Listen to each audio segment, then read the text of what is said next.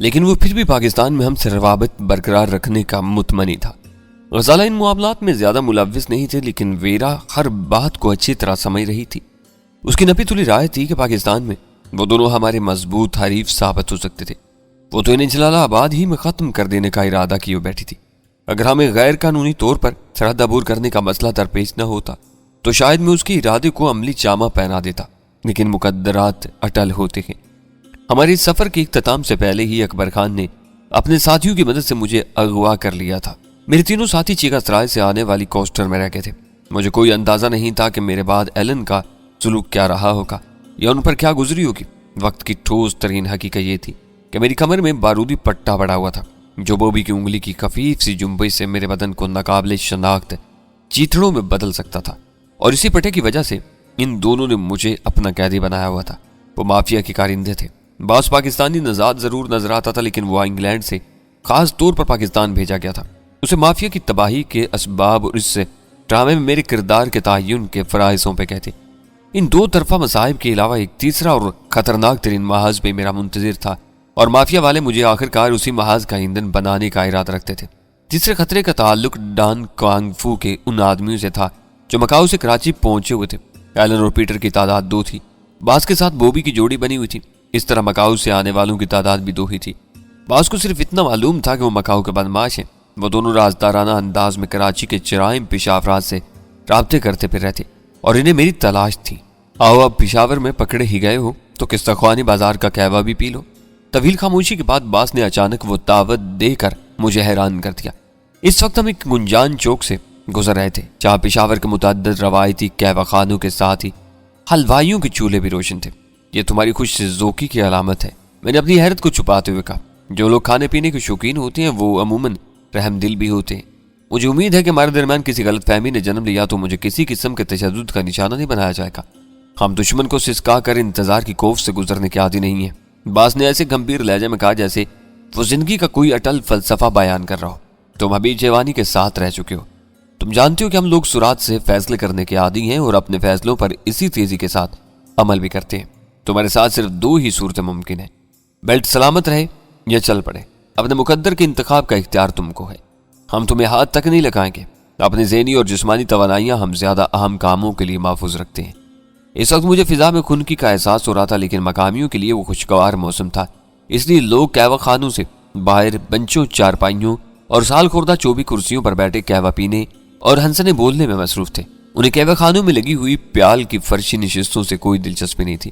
بعض چوکٹ سے باہر جوتے اتار کر ایک قہوہ خانے کے تنگ سے کمرے میں داخل ہو گیا۔ ہم دونوں نے اس کی تقلید کی۔ باہر کے چبوترے پر روشن چولہوں پر ابلتے ہوئے دودھ اور قہوے کی اشتہا انگیز خوشبو نے کمرے کی فضا کو مہکایا ہوا تھا۔ ہم پیال کے نرم اور آرام دہ فرش پر پوری طرح بیٹھے بھی نہیں پائے تھے کہ ایک سرخ و سفید اور نوخیز لڑکا قہوے دانی کے ساتھ 3 خالی پیالیاں لیا۔ ہمارے بارے میں اس کا رویہ بالکل سپاٹ تھا، کیونکہ پشاور والے ہمیشہ سے اپنے شہر میں سفید فاموں اور ملک کے جنوبی اور وسطی حصوں سے آئے ہوئے سیاحوں کو دیکھنے کے عادی رہے ہیں۔ اپنی اعلیٰ روایات، سخت گیری، مشروط شخصی آزادی اور سرحد پار سے آنے والی سستی منشیات کے پراسرار بکھیڑوں کی وجہ سے پشاور ہمیشہ غیر ملکیوں کے لیے پرکشش رہا ہے۔ ایک زمانہ تھا کہ کھٹمنڈو کی طرح پشاور کے گلی کوچوں میں بھی ہر نسل کے بے شمار سفید فام لڑکے لڑکیاں مارے مارے پھرتے دکھائی دیتے تھے۔ لڑکے کے چلے جانے کے بعد باس کے اشارے پر بوبی نے کھولتا ہوا قہوہ پیالیوں میں ڈیلا۔ ہم تینوں نے اپنی اپنی پیالیوں سے پہلا گھونٹ لے کر پیالیاں رکھ دی۔ اجازت ہو تو سگریٹ سلگا لوں؟ میں نے باس سے سوال کیا۔ جو چاہے کرتے رہو، بس یہ یاد رکھنا کہ لغزش ہوتے ہی بٹن دبا دیا جائے گا۔ باس نے اپنی جیب سے غیر ملکی برانڈ کا پیکٹ اور لائٹر نکالتے ہوئے کہا۔ میں نے خوفزدہ نظروں سے بوبی کی طرف دیکھا۔ وہ بارودی بیلٹ کا ننھا سا ریموٹ کنٹرول یونٹ اپنے ہاتھ میں لیے بیٹھا تھا۔ بیلٹ پڑتی تو میرے ساتھ ان دونوں کے بھی چیتڑے اڑ جاتے۔ وہ مجھے اسی وقت اڑا سکتے تھے جب میں ان سے دور ہوتا یا بالفاظ دیگر فرار ہونے کی کوشش کرتا۔ اس باریکی کا دھیان آتے ہی شاید میرے ہونٹوں پر خود بخود مسکراہٹ پھیل گئی تھی۔ مجھے اپنی مسکراہٹ کا ادراک بھی نہ ہوتا اگر باس بری طرح چونکنا پڑا ہوتا۔ کیا بات ہے، تم کس بات پر خود مسکرا رہے ہو؟ وقت کی ستم ظریفی پر مسکرا رہا ہوں، میں نے کہا۔ کل میں تم میں سے تھا، آج تمہارا کہتی ہوں۔ کل جب مکاؤ والے حقائق بیان کریں گے تو تم مجھے دوبارہ اپنی صفوں میں قبول کر لگے۔ برا نہ مانو تو میں ایک بات پوچھ لوں؟ جب تک ہم یہاں بیٹھے ہوئے تم ایک نہیں 10 پوچھ سکتے ہو۔ مافیا میں باس کا لقب رائج نہیں ہے، پھر وہ بھی تمہیں باس کیوں کہہ رہا ہے؟ تمہیں بہت دیر میں خیال آیا؟ میرے ذہن میں یہ لفظ شروع ہی سے بری طرح چپ رہا ہے۔ وہ بھی باہر کا آدمی ہے. مجھے ایک مددگار کی ضرورت تھی. میں نے معاوضے پر اسے اپنے ساتھ لگا لیا. یہ پہلے بھی معاوضہ لے کر ابھی جوانی کے لیے مال اور رقوم کی ترسیل کا کام کرتا تھا. یہ ہر اس شخص کو باز کہنے کا عادی ہے جو اسے اس کی خدمات کا معقول معاوضہ ادا کرتا ہے. کیا میں یہ سمجھوں کہ تم ڈان 3 یا اسی رتبے کے آدمی ہو؟ میں نے پوچھا. اس نے ہولے سے اپنے سر کو اسباتی جنبش دی. اس سے کم درجے کا آدمی مقامی باقاعدگیوں کے خلاف تحقیقات کر ہی نہیں سکتا. تم جانتے ہو کہ ڈان 3 کے کیا اختیارات ہوتے ہیں؟ مجھے یقین نہیں آ رہا کہ میں اپنے ڈان 3 کے ساتھ ایک قہوہ خانے میں اتنی بے تکلفی سے بیٹھا ہوا ہوں. نشیکاؤ سے بات کرتے وقت میری روح فنا ہونے لگتی تھی. اس کی آواز ہی بلا کی قہر بار تھی. اسے نشیکاؤ کی وہ تعریف پسند نہیں آئی. وہ تلخی سے بولا، ہر شخص کا اپنا مزاج اور انداز ہوتا ہے. وہ اپنی زندگی کو عذاب بنائے رکھتا تھا. میں خود خوش و خرم رہ کر اپنے حریفوں کی زندگی عذاب بنانے کا عادی ہوں. جو لوگ مجھے قریب سے جانتے ہیں وہ میری خوش مزاجی سے بری طرح تھراتے ہیں. تم یہاں سے ترقی کر کے ڈان 3 جیسے بڑے مقام پر پہنچ گئے. مجھے حیرت ہے کہ اس دوران میں ایک بار بھی تم سے ملاقات کا شرف حاصل نہیں کر سکا. میرے لیے یہ بات، اس نے پرغرور انداز میں میری بات کاٹ دی. یہاں سے میرا کبھی کوئی واسطہ نہیں رہا. میری تربیت بمبئی میں ہوئی. جب وہاں سماج سدھار کی مہم چلی تو مطلوبہ لوگوں کی فہرست میں میرا نام سب سے اوپر تھا. ہمارے سرمایہ سے الیکشن جیت کر اسمبلیوں میں جانے والے ہمارے سروں کے طلبگار بن چکے تھے. میں اس برے دور میں خاموشی سے باہر نکل گیا، اور وہ اچھا ہی ہوا، ورنہ آج میں وہ نہ ہوتا جو ہوں. تمہیں معلوم ہے کہ ہمارے ملکوں میں سیاست کاروں اور بدماشوں کے بیچ بہت گہرا رشتہ ہوتا ہے. بدماش ووٹ نہیں لے سکتا، سیاست کار نوٹ نہیں لٹا سکتا. ووٹ لینے والوں کو نوٹ ہم دیتے ہیں. انہیں سب معلوم ہوتا ہے کہ ہم مال کہاں سے لاتے ہیں، لیکن جب اپنے ہی جوش میں اندھے ہو کر غداری پر تل جائیں تو کون کس پر اعتبار کر سکتا ہے. اس کا وہ انکشاف سن کر میں اندر سے سن ہو کر رہ گیا. بدر مافیا والوں نے پاکستان میں اپنی تباہی کے اسباب دریافت کرنے کے لیے اگر ایک بھارتی ڈان کو بھیجا تھا تو اس میں کوئی اور راز بھی پوشیدہ ہو سکتا تھا. مگر میں اس وقت وطن کے حوالے سے کوئی بات کرنے کی پوزیشن میں نہیں تھا. مجھے مافیا کے عہد نامے کی روح یاد تھی. اس کی روح سے مافیا کا ہر رکن وطن، مذہب اور خون کے رشتوں سے بے نیاز ہو کر صرف اور صرف جرائم کو پروان چڑھانے کے مشن پر کام کرتا رہتا ہے. ہر جگہ قانون کی دھجیاں اڑانا اس کا فرض ہوتا ہے. انتہا یہ تھی کہ حریفوں سے تصادم کی صورت میں بھی مافیا والے قانون سے کوئی مدد نہ لینے کے پابند تھے، کیونکہ دو تصادم فریقوں کے درمیان قانون کی قوتیں بروئے کار آنے سے جرم کمزور ہوتا تھا. یہی وجہ تھی کہ مافیا والے جہاں بھی تھے اپنی طاقت اور دہشت گردی کے بل بوتے پر زندہ تھے. وہ جہاں بھی اپنے کسی ابھرتے ہوئے حریف کے مقابلے میں کمزور پڑتے تھے خاموشی سے میدان چھوڑ کر پسپائی اختیار کر لیتے تھے. میں زمین کے حوالے سے کوئی بات کرتا تو وہ اسی لمحے مشتعل ہو سکتا تھا. تم ٹھیک کہہ رہے ہو، میں نے اوپری دل سے اس کی تائید کرتے ہوئے کہا. جب کٹ پتلیاں اپنی منمانی کرنے لگے تو کھیل بگڑ جاتا ہے اور پتلیوں کی ڈوریاں کاٹ کر انہیں کوڑے کے ڈھیر پر ڈال دیا جاتا ہے. میں فخر سے دعویٰ کر سکتا ہوں کہ مجھے اشتہاری مجرم قرار دلوانے والے سیاسی ٹھگوں میں سے آج ایک بھی غدار زندہ نہیں ہے. وہ سگریٹ کا ایک گہرا کش لے کر بولا. میں نے ہر غدار سے بدلہ لیا ہے. مجھے خوشی ہے کہ تم مجھ سے اس قدر کھل کر باتیں کر رہے ہو. میں نے اچانک یہ پینترا بدل کر خوش آمدانہ لہجہ میں کہا. میں پوری طرح تمہارے قبضے میں ہوں، تمہاری مرضی کے خلاف کچھ بھی نہیں کر سکتا. مجھے صرف اتنا بتا دو کہ میرے باقی ساتھی کہاں ہیں اور کس حال میں ہیں. میرے سوال پر اس کے چہرے پر مانی خیز لکیریں نمودار ہوگی. پھر وہ آہستگی سے بولا. سچ پوچھو تو میں خود بھی ان کے بارے میں جاننا چاہتا ہوں. میں تمہیں بلا وجہ اس قہوے خانے میں نہیں لایا ہوں. اس بار میرے حیران ہونے کی باری تھی. ان کے بارے میں تم کیا جاننا چاہتے ہو؟ وہ کون ہیں، ان کی تعداد کیا ہے، ان سے تمہارا کیا تعلق ہے، وغیرہ وغیرہ. اس نے میرے چہرے پر نظریں جما کر دھیرے دھیرے کہا. تم میری تسلی کرا دو، میں تمہارے سوال کا جواب دینے کی کوشش کروں گا. میرے ذہن کی کسی گوشے میں خطرے کی گھنٹی بجنے لگی. میں نے قدر رک رک کر کہا. اب تم مجھے حیران کر رہے ہو. ان میں سے ایک میرا پرانا بلکہ بہت پرانا دوست اور مددگار ہے، دوسری میری بیوی ہے، اور اس نے مجھے خاموش پا کر لقمہ دینے کی کوشش کی. بس ہم تین ہی تھے. میں نے یکلخت فیصلہ کیا کہ اس موقع پر مجھے ویرا کا ذکر سرے سے گول کر دینا چاہیے. اس وقت مجھے باس یا ڈان 3 کے تیور اچھے نہیں لگ رہے تھے. گھٹ. اس نے ایک لمبا گھونٹ لے کر قہوے کی پیالی خالی کر دی. بوبی نے فوراً کسی مستعد خادم کی طرح اسے دوبارہ لبریز کر دیا. ڈان 3 بولتا رہا. تمہارے اس بیان کی تصدیق اکبر خان کی کہانی سے بھی ہوتی ہے. لنڈی کوتل کے بازار میں تم اپنے دوست کے ساتھ چہل قدمی کرتے ہوئے دیکھے گئے تھے.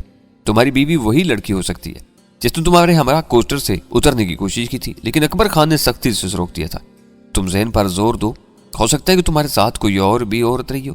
اس کے اعتماد کی وجہ سے میرا حلق خشک ہونے لگا. میں نے اضطراری انداز میں اپنی پیالی سے قہوے کا ایک گھونٹ لیا اور اونٹوں پر زبان پھیرتے ہوئے اپنے پچھلے بیان پر اڑا رہا. میں نے کہا نا کہ ہم تین تھے. تم اکبر خان کے بیان کا حوالہ دے رہے ہو اور دوسری عورت کی بات بھی کر رہے ہو. اکبر خان کو صرف تمہاری تصویر دی گئی تھی. اسے تمہارا شکار کر لیا. تمہارے حوالے سے جو کچھ سامنے آیا اس نے وہ بھی نوٹ کر لیا. اس نے مزید کچھ جاننے کا تجسس نہیں کیا، مگر میں سب کچھ جاننا چاہتا ہوں. میرا خیال ہے کہ تم اپنی کسی اہم ساتھی کو بھول رہے ہو. وہ بہت ہوشیاری اور مکاری کے ساتھ مجھے باتوں میں الجھا کر ایک ایسے موڑ پر لے آیا تھا جہاں میرے لیے اپنی بات سے ہٹنا ناممکن ہو کر رہ گیا تھا۔ اس کے لب و لہجے سے صاف ظاہر ہو رہا تھا کہ اسے ویرا کے بارے میں معلوم تھا۔ وہ ابتدا سے اس بات کو چھپاتا رہا تھا، لیکن اس وقت مجھے گھیرنا چاہ رہا تھا۔ تم پہیلیاں بجھوا رہے ہو، تمہیں کوئی بات معلوم ہے تو کھل کر بتاؤ، ہو سکتا ہے کہ میں تمہیں کوئی مناسب جواب دے کر مطمئن کر سکوں۔ تم سے غلط بیانی کر کے مجھے کیا حاصل ہوگا؟ بدرالدادہ کے آدمیوں کی کہانی میں 2 آدمیوں اور 2 عورتوں کا ذکر تھا۔ ولی انہیں اپنے ٹرک میں چگاسرائے تک پہنچا کر آیا تھا۔ اب بتاؤ کہ تم فرزانہ نامی سفید فام عورت کے بارے میں کیا کہتے ہو؟ اوہ، میں نے بے ساختہ قسم کی اداکاری کرتے ہوئے اپنا سر تھام لیا۔ تم بلا وجہ ہی خود بھی الجھ رہے ہو اور مجھے بھی الجھا رہے ہو۔ وہ باہر سے آئی ہوئی ایک ریسرچ اسکالر ہے۔ اغوا والی رات میرے فلیٹ میں موجود ہونے کی وجہ سے وہ مفت میں ماری گئی۔ تم چاہو تو گالان جا کر اس سے ملاقات کر سکتے ہو۔ گالان؟ یہ کیا بلا ہے؟ اس نے حیرت سے بڑبڑاتے ہوئے پوچھا۔ شنگھارا ویلی کا دارالخلافہ سمجھ لو، وہاں وہ کیوں رہ گئی؟ ٹانتری میرے چکر میں آتا ہوا معلوم ہو رہا تھا۔ سفید فاموں کی روایت رومان پسندی یا مہم جوئی کہہ لو، اسے اندازہ نہیں تھا کہ شنگاری کیسے عورت خور ہوتے ہیں۔ وہاں کے سردار نے بھی اس کی حوصلہ افزائی کرتے ہوئے مہمانداری کی پیشکش کی تھی اور وہ وہیں رہ گئی۔ ہم تینوں واپس لوٹ آئے۔ ہو سکتا ہے کہ اب تک کوئی شنگاری اس سے زبردستی شادی بھی کر بیٹھا ہو، پر جلدی ہی تمہارے اس بیان کی بھی تصدیق ہو جائے گی۔ میرا ایک آدمی ان دونوں گوروں کی تلاش میں لگا ہوا ہے جو تمہاری کوسٹر کے ٹھیکیدار تھے۔ میں ان سے سچ اگلوا لوں گا۔ وہ بہت پہلودار باتیں کر رہا تھا۔ پہلے اپنی تنہائی کا رونا رو رہا تھا، اسی وجہ سے اس نے بوبی کی خدمات حاصل کی تھی، مگر اس وقت وہ اپنے کسی اور ساتھی کا ذکر نکال بیٹھا تھا۔ میرے دل کی دھڑکنیں تیز ہو گئی۔ اگر ایلن اور پیٹر ان میں سے کوئی ٹانتری کے ہاتھ لگ جاتا تو میرا بھانڈا پھوٹ سکتا تھا۔ وہ دونوں تو ویرا کو پہچان بھی چکے تھے۔ وہ آتے ہی ڈانتری کو بتا دیتے کہ چوتھی عورت فرزانہ نہیں ویرا تھی، اور اس نے میرے ساتھ ہی چگا سرائے سے سفر کیا تھا۔ کبھی امکان تھا کہ وہ ویرا کی مقامی قیام گاہ سے بھی باخبر ہوتے، لیکن وہ آنے والے وقت کے مسائل تھے۔ اس وقت میری اور ڈانتری کی اعصابی جنگ چل رہی تھی، اور مجھے کسی کرتب سے اس پر برتری حاصل کرنی تھی تاکہ برا وقت آنے سے پہلے میں اپنی گلو خلاصی کی کوئی راہ نکال سکوں۔ پھر ہم یہاں وقت کیوں برباد کر رہے ہیں؟ ہمیں اس آدمی کی طرف چلنا چاہیے، میں نے کہا۔ یہیں بیٹھے تماشا دیکھتے رہو، وہ استزائیہ سی مسکراہٹ کے ساتھ بولا۔ خرابی یہ ہے کہ افغانستان کی نمبر پلیٹ والی گاڑیوں کو پشاور میں داخل ہونے کی اجازت نہیں ہے۔ ترکھم سے جمرود روڈ پر آتے ہوئے یونیورسٹی ٹاؤن سے پہلے ایک بہت بڑی افغان مہاجر بستی ہے۔ کوسٹر کو وہیں روک لیا گیا ہوگا۔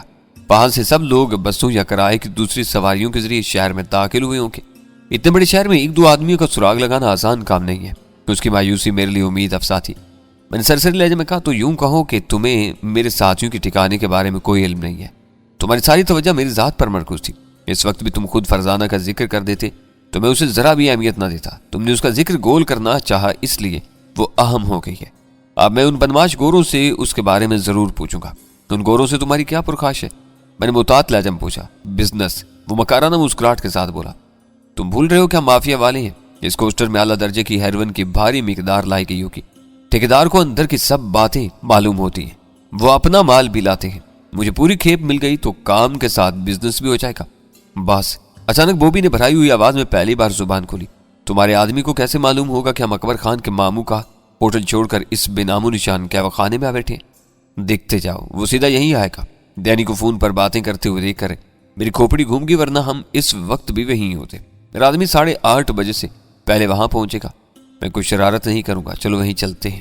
میں نے فوراً لکما دیا۔ میرا اندازہ تھا کہ اس وقت تک کیپٹن بابر یا مقامی STF یونٹ کی جانب سے کوئی نہ کوئی پارٹی ہوٹل پر پہنچ ہی جائے گی، اور ڈان 3 کے فرار کی ساری راہیں مسدود ہو کر رہ جائیں گی۔ قہوہ پیو اور انتظار کرو، یہاں کا قہوہ بہت مزیدار ہے، اس نے سلگانے والے انداز میں کہا اور قہوے کی پیالی اٹھا کر ہونٹوں سے لگا لی۔ اس کی آنکھیں پرخیال انداز میں قدر سکڑ گئی تھیں۔ قہوہ دانی کو خالی ہونے کے بعد دوبارہ بھروا لیا گیا۔ ڈان 3 سگریٹیں پھونک پھونک کر اس انداز میں قہوہ پیے جا رہا تھا جیسے اس کی پیدائش یا کم از کم پشاور آمد کا مقصد ہی قہوہ نوشی سے رہا۔ میں خاموشی سے الگ تھلگ بیٹھا اپنے ادھیڑ بن میں مبتلا تھا۔ ابتدا میں قہوے کی 2-3 پیالیوں نے بہت لطف دیا، لیکن پھر قہوے سے میری طبیعت اکتا گئی اور میں نے ہاتھ روک لیا۔ اس دوران میں قہوہ خانے کے عملے کے اکا دکا افراد اس کمرے میں ضرور آتے جاتے رہے، لیکن کسی گاہک نے وہاں باقاعدہ بیٹھک جمانے کا ارادہ نہیں کیا، اور ہم تینوں وہاں تخلیہ میں بیٹھے رہے۔ وقت بہت دھیمے دھیمے سرک رہا تھا۔ مجھے بے چینی کے ساتھ 8:30 بجنے کا انتظار تھا۔ میں دیکھنا چاہتا تھا کہ ڈان 3 کا آدمی اس سے کس طرح رابطہ رکھتا ہے۔ 8 بج کر چند ہی منٹ گزرے ہوں گے کہ کمرے میں گونجنے والی بپ کی دھیمی سی آواز نے مجھے چونکا دیا۔ وہ آواز ڈان 3 کے جسم کے کسی حصے میں سے آ رہی تھی۔ آواز اتنی دھیمی تھی کہ شاید اس کا باہر سنا جانا ممکن نہیں تھا۔ وہ آواز پیدا ہوتے ہی ڈان 3 نے اجلت میں اپنی داہنی جیب میں ہاتھ ڈالا، اور جب وہ باہر آیا تو اس میں ایک مختصر سا سیاہ آلہ دبا ہوا تھا۔ اور وہی بپ کی آواز کا مخرج تھا۔ میں نے پہلی ہی نظر میں پہچان لیا کہ وہ کوئی لاسلکی مواصلاتی آلہ تھا جو کوئی سگنل وصول کر رہا تھا۔ ٹان 3 نے چٹکی سے اس کا نازک سا انٹینا باہر کھینچا اور ایک بٹن دبانے کے بعد اس نے آلے کو اپنے کان کے قریب لے جا کر کھولے سے کہا، بلیک فاکس ریڈی اوور۔ اس کے الفاظ نے مجھے پھر چونکا دیا۔ دوسری طرف سے فوراً ہی ایک انسانی آواز سنائی دینے لگی۔ وہ آواز دھیمی ہونے کے باوجود بہت واضح اور قابل شناخت تھی، لیکن اس کا کہا ہوا ہر لفظ نامانوس تھا۔ غالباً وہ کوئی خفیہ زبان استعمال کر رہا تھا۔ دوسرے سرے سے آنے والا پورا پیغام سن لینے کے بعد ٹان 3 نے بولنا شروع کیا تو اس کے الفاظ بھی محمل تھے۔ اس حیرت انگیز مظاہرے پر بوبی کی آنکھوں تک میں تحیر کے آثار نظر آنے لگے تھے۔ اس لاسلکی آلے کا مائکروفون بہت طاقتور تھا جو ٹان 3 کے دہانے سے کافی دور ہونے کے باوجود اس کی ہر بات کہیں اور پہنچا رہا تھا۔ چند فکروں کے تبادلے کے بعد ٹان 3 نے سوئچ آف کر کے وہ آلہ دوبارہ اپنی جیب میں ڈال دیا اور فاتحانہ نظروں سے میری طرف دیکھتے ہوئے بولا، میرا آدمی کامیابی کے ساتھ واپس لوٹ آئے۔ ٹان 3 کے اس انکشاف سے میرے بدن میں سنسنی سی سرایت کر گئی اور میں نے بے اعتباری سے پوچھا، کیا وہ ان گوروں کا سراغ لگانے میں کامیاب ہو گیا؟ ٹان 3 صفاقانہ انداز میں ہنسا اور میری آنکھوں میں جھانکتے ہوئے بولا، ایلن اس کے ساتھ ہے، وہ ہرن کے سودے کا جھانسا دے کر اسے اپنے ساتھ لے کر آیا ہے، تھوڑی دیر میں وہ دونوں یہاں موجود ہوں گے۔ مجھے یوں محسوس ہوا جیسے کسی نے میرے سر پر لٹتے مارا ہو۔ ایلن کی آمد کا مطلب تھا کہ ویرا کے بارے میں میرے جھوٹ کی پول کھلنے والی تھی۔ ایک بار بے اعتمادی کا آغاز ہو جاتا تو ٹان 3 میری کسی بھی بات پر اعتبار نہیں کرتا۔ یہ بھی ہو سکتا تھا کہ وہ کراچی پہنچنے سے پہلے ہی میرے ساتھ بدسلوکیوں کا سلسلہ شروع کر دیتا۔ تمہارا آدمی کہاں سے بول رہا تھا؟ کیا اس کے پاس بھی وائرلیس موجود ہے؟ وہ بھی حیرت سے پوچھ رہا تھا۔ تم بالکل ہی کاؤدی ہو، اس کے پاس ٹرانسمیٹر نہ ہوتا تو وہ مجھ سے کیسے بات کرتا؟ وہ اکبر خان کے ماموں کے ہوٹل کے باتھ روم سے بول رہا تھا۔ میں نے ان دونوں کو اسی قہوہ خانے میں بلا لیا ہے۔ یہاں اس نے حیرت سے کہا، وہ اگر کوئی گڑبڑ نہ کرتی، یہاں بہت زیادہ چہل پہل ہے، ہم ذرا سی دیر میں سینکڑوں مقامیوں میں گھر کر رہ جائیں گے، تم اسے کہیں اور بھی بلا سکتے تھے، یہ باتیں تمہاری سمجھ سے باہر ہے۔ ٹان 3 کا لہجہ برتری کے احساس سے بوجھل تھا۔ اس وقت بھیڑ بھاڑ ہی ہمارے لیے سود مند ثابت ہوگی، بس مجھے قہوہ خانے کے مالک سے ذرا سی بات کرنی ہوگی تاکہ وہ ہم لوگوں کی موجودگی کے دوران میں کسی اور گاہک کو اندر نہ آنے دے۔ وہ اٹھ کر دروازے پر جا کر کھڑا ہوا اور کسی سے بات کرنے لگا۔ میری پوری توجہ بوبی پر مرکوز تھی، مگر وہ غافل نہیں تھا۔ میرے لیے گلو خلاصی کی بس ایک ہی راہ رہ گئی تھی کہ کسی طرح ریموٹ کنٹرول یونٹ میرے قبضے میں آ جاتا۔ ایسی صورت میں وہ دونوں بارودی بیلٹ کو اپنی مرضی کے مطابق استعمال نہیں کر سکتے تھے۔ جب میں نے ٹان 3 کی زبان سے بلیک فاکس کے الفاظ سنے تھے تو میرے ذہن میں آہنیاں سی چل رہی تھی۔ مجھے رہ رہ کر بھارتی ایجنٹ ملا سرکار یاد آ رہا تھا، جس نے اپنی طویل المدت منصوبہ بندی کے سہارے پاکستان میں ایسا مربوط جال پھیلایا ہوا تھا کہ اس کے سادہ لو دیہاتی معتقد ہر وقت اس کی حفاظت کے لیے سینہ سپر رہتے تھے۔ ایک طرف وہ مسلمان روحانی رہنما بنا ہوا تھا اور دوسری طرف اندرون سندھ میں پھیلے ہوئے ڈاکوؤں اور رسہ گیروں کو تخریب کاری اور دہشت گردی بلکہ کھلی بغاوت کے لیے اکسا رہا تھا۔ یہ میری خوش قسمتی تھی کہ میں آباسین نامی دریائی جہاز سے کی جانے والی ہمہ گیر کاروائی میں اس خبیث کے چیتڑے اڑانے میں کامیاب ہو گیا تھا۔ ملا سرکار نے پاکستان میں برسا برس سے جو روح بتھارا ہوا ہو، اس کی اصل یہ تھی کہ بھارت کے ریسرچ ونگ کا پرانا ایجنٹ تھا اور راہ کی ذیلی تنظیم بلیک کیٹس میں بہت اہم عہدے پر فائز تھا۔ وہ اپنے نمک خواروں میں بلیک کیٹ ٹی کے نام سے معروف تھا اور ٹان 3 نے خفیہ زبان میں گفتگو کرتے ہوئے بلیک فاکس کا کوڈ استعمال کیا تھا۔ ٹان 3 کچھ ہی دیر پہلے اعتراف کر چکا تھا کہ وہ بمبئی کا شہری تھا۔ یہ نکات کسی خاص سمت کی نشاندہی کر رہے تھے۔ میری معلومات کے مطابق مافیا سے وفاداری کا حلف اٹھانے والوں کے لیے کسی اور کے ساتھ کام کرنا جرم تھا۔ پھر کسی بھی درجے کے ڈان کے منصب پر فائز کسی شخص کے بارے میں یہ سوچا بھی نہیں جا سکتا تھا کہ وہ اپنے حلف سے غداری کر کے کسی اور تنظیم کے لیے کام کر رہا ہوگا۔ مگر ڈان 3 کے بارے میں کچھ ایسی گڑبڑ معلوم ہو رہی تھی۔ میرا خیال تھا کہ مافیا کے ڈان کی حیثیت سے وہ واقعی تنہا تھا، اسی لیے اس نے بوبی کی خدمات حاصل کی تھی، لیکن وہ اتنا اکیلا بھی نہیں تھا۔ اس کے کچھ منظم سیکرٹ ایجنٹوں سے گہرے روابط تھے۔ وہ ان کی خفیہ زبان بخوبی بول اور سمجھ لیتا تھا۔ اس کے پاس اسی ساخت کا ٹرانسمیٹر موجود تھا جو ان سیکرٹ ایجنٹوں کے استعمال میں رہتا تھا۔ جب اسے پشاور میں ایلن کی تلاش کی ضرورت محسوس ہوئی تو اس نے ایسے ہی کسی سیکرٹ ایجنٹ سے رابطہ قائم کر لیا اور اب وہی شخص ایلن کو لے کر اس قہوہ خانے میں پہنچنے والا تھا۔ چاہے ٹان 3 مافیا سے مخلص نہیں تھا، اس نے بھی میری طرح دوہری وفاداریوں کا سوانگ رچایا ہوتا۔ ایک طرف اسے مافیا کی بھیانک طاقت کی پشت پناہی حاصل تھی تو دوسری طرف بھارتی سیکرٹ سروس کے وسائل بھی اس کی دسترس میں تھے۔ یہ ایسی باتیں تھی جو بوبی جیسے تیسرے درجے کے بدماش کی سمجھ میں نہیں آ سکتی تھی۔ ٹان 3 کو اس کی طرف سے کوئی فکر نہیں تھی، وہ کھل کر اپنا کھیل کھیل رہا تھا، مگر میں فیصلہ کر چکا تھا کہ مناسب موقع ملتے ہی میں اپنے تمام شبہات بیان کر کے سنوں گا۔ وہ قہوہ خانے کے مالک سے بات کر کے پرسکون انداز میں واپس لوٹا تو میں نے نہایت سرسری انداز میں اپنی بات چھیڑ دی۔ مجھے حیرت ہے کہ بوبی کے علاوہ بھی تمہارے مددگار موجود ہیں۔ جو ٹرانسمیٹرز استعمال کرنے پر قادر ہیں اور تمہیں بلیک فاکس کے نام سے پہچانتے ہیں۔ مافیا کے ڈان کہیں بھی اکیلے یا بے سر و سامان نہیں ہوتے۔ وہ نخوت آمیز لہجے میں بولا، میں طاقت و اختیار کے غیر ضروری مظاہرے پر یقین نہیں رکھتا۔ گرمیوں میں چند ہفتوں کے آرام کے لیے وینس چاہتا ہوں تو وہاں سیاحوں کے ہجوم میں ایک مسکین سے عام آدمی کی طرح دھکے کھاتا پھرتا ہوں اور خوشی محسوس کرتا ہوں، لیکن جب علاقائی بڑوں کے اجلاس میں شریک ہوتا ہوں تو 5 بلٹ پروف گاڑیوں کے قافلے میں 10 محافظوں کے درمیان سفر کرتا ہوں۔ اس وقت پرندہ بھی میرے قریب پر نہیں مار سکتا۔ تمہیں یہ سب بتانا ضروری ہے، کہیں تم یہ نہ سمجھ لو کہ پیال کے فرش پر اپنے ساتھ بیٹھے ہوئے اس درویش کو آسانی سے زیر کر لو گے۔ مجھ پر جب خیر و غضب کی لہر سوار ہوتی ہے تو مجھے انسان کیڑوں سے زیادہ حقیر اور بے وقت نظر آنے لگتے ہیں۔ میں یہ باتیں بہت اچھی طرح جانتا ہوں۔ میں نرمی سے اس کی بات کاٹ دی۔ میں نے مافیا میں شامل ہونے سے پہلے شیف والوں کا چاہو چلال بھی دیکھا ہوا ہے۔ میں تمہارے خلاف کوئی بات نہیں سوچ سکتا۔ مجھے معلوم ہے کہ تم اپنی کینچلی بدلنے میں زیادہ دیر نہیں لگاؤ گے۔ مجھے بس ایک بات پر حیرت ہے، میں مافیا میں اکا دکا کوڈ ورڈز کے استعمال کے بارے میں جانتا ہوں۔ ایسے پاس ورڈ ہر شخص کی ضرورت بنتے رہتے ہیں، لیکن مجھے یہ معلوم نہیں تھا کہ ہمارے یہاں کوئی باقاعدہ خفیہ زبان بھی استعمال کی جاتی ہے۔ تم بہت روانی سے وہ زبان بول رہے تھے۔ تم کہنا کیا چاہ رہے ہو؟ اس نے مجھے گھورتے ہوئے پوچھا۔ کچھ بھی نہیں، میں نے سادگی سے کہا، بس تمہاری زبان سے بلیک فاکس کا پاس ورڈ سن کر میرا ذہن کہیں اور بہہ گیا تھا۔ میرا خیال ہے کہ میں تمہاری خفیہ زبان پہلے بھی کہیں سن چکا ہوں۔ میرا اندھیرے میں پھینکا ہوا تیر ٹھیک نشانے پر بیٹھا اور وہ یک بیک بگڑ کر بولا، چبا چبا کر باتیں نہ کرو، صاف صاف بتاؤ کہ تم کہنا کیا چاہ رہے ہو۔ یہ زبان تم نے کہاں سے سنی تھی؟ چاہے تم نے ملا سرکار کا نام سنا ہو۔ میں نے قدرے توقف کے بعد کہا اور ڈان 3 کے چہرے پر ایک رنگ سا کر گزر گیا۔ ملا سرکار کا نام سنتے ہی اس کے دیدے 1 سیکنڈ کے 1000ویں حصے کے لیے پھیل کر معمول پر آ گئے تھے۔ یہ کون ہے؟ جو سے منہ بگاڑ کر سوال کیا مگر اس کی آواز کھوکھلی تھی۔ وہ بلیک کیٹس کا ایجنٹ تھا۔ میں نے اس کی دکھتی رگ کو مزید دباتے ہوئے کہا، میں نے اسے کئی بار ایسی زبان میں گفتگو کرتے ہوئے سنا تھا۔ مجھے حیرت ہے کہ تمہیں بھارتی سیکرٹ سروس والوں کی زبان پر اتنا عبور ہے۔ بلیک کیٹس اور ملا سرکار سے تمہارا کیا تعلق ہے؟ اس نے تیکھے لہجے میں جوابی کارروائی شروع کر دی۔ چاہے تمہیں معلوم نہیں کہ میں نے شیش سے اپنا تعلق ختم کرنے اور مافیا میں شریک ہونے کے درمیان خاصے دنوں تک آزادانہ کام کیا ہے۔ یہ سب باتیں انہی دنوں میرے علم میں آئی تھیں۔ ہو سکتا ہے کہ یہ انڈین سیکرٹ سروس والوں کی خفیہ زبان رہی ہو۔ میں نے یہ زبان بمبئی میں قیام کے دنوں میں سیکھی تھی، جو اب میرے کام آ رہی ہے۔ یہ بہت حیرت ناک بات ہے۔ خفیہ زبانیں انتہائی محدود حلقوں میں مخصوص مقاصد کے لیے استعمال کی جاتی ہیں۔ ان سے باہر یہ بالکل محمل ثابت ہوتی ہیں۔ تم خوش نصیب ہو کہ تم اس زبان کو جاننے والے کارکن مل گئے ہیں، ایسا کم ہی ہوتا ہے۔ یہی دعویٰ تمہاری بجائے کسی اور نے کیا ہوتا تو میں اسے ماننے سے انکار کر دیتا۔ تم مجھ سے بھی انکار کر سکتے ہو، اس سے میری صحت پر کوئی فرق نہیں پڑے گا۔ وہ چڑچڑ لہجے میں بولا۔ میں خاموش ہو گیا۔ میرے لیے بات باعث تشویش تھی کہ مجھے کیپٹن بابر سے بات کیے کافی دیر ہو چکی تھی۔ ہوٹل سے میری روانگی کے بعد اکبر خان نے یقیناً اسے مزید تفصیلات سے باخبر کر دیا ہوگا، لیکن اس کے باوجود ان لوگوں نے کوئی آپریشن شروع نہیں کیا تھا۔ اگر فوج یا اسپیشل ٹاسک فورس کے کسی یونٹ نے اکبر خان کے ماموں کے ہوٹل کا رخ کیا ہوتا تو ڈان 3 کا آدمی ٹرانسمیٹر پر اس کے بارے میں ضرور ذکر کرتا اور ڈان 3 اس بارے میں مجھ سے باز پرس کرتا۔